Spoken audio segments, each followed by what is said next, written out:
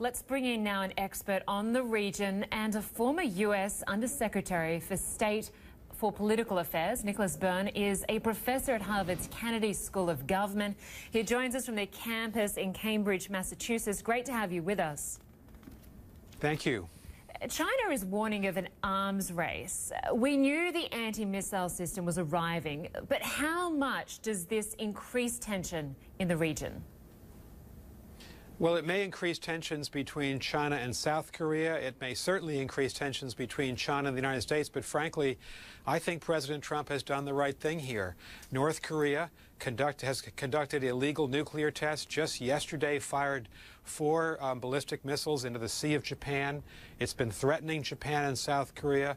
Both of those countries are allies of the United States. So for the United States to deploy an anti-missile system to South Korea to protect the South Korean population and South Korean and American military forces is the right thing to do. And China has to expect, if China does not use its leverage on North Korea to restrain North Korea in its aberrant behavior, it has to expect that the Republic of Korea, South Korea, and the United States will take these defensive measures, and that's what they are, to defend ourselves. China is, of course, angry about this deployment. South Korea divided over whether they even want it. You say the Trump administration has done the right thing. Do they have any other options here? Well, we have tried twice to negotiate with North Korea back in President Clinton's time in 1994, as well as in President George W. Bush's time in 2007.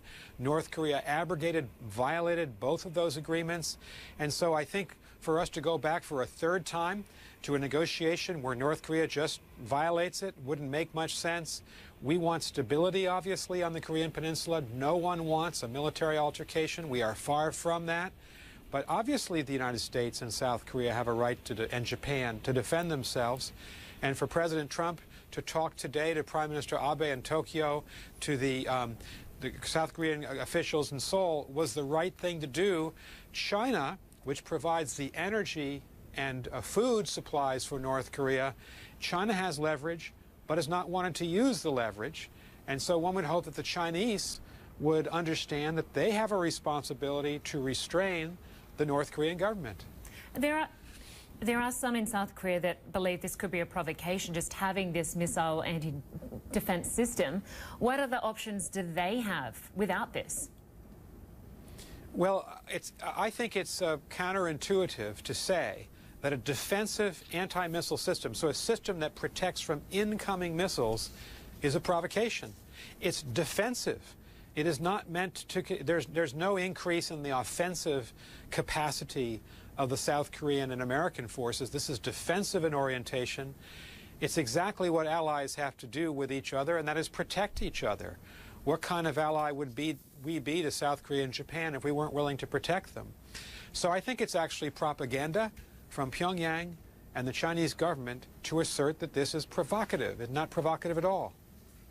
All right, Nicholas Byrne, great to have you on the program. Thanks for your time. We appreciate your perspective. Thank you so much.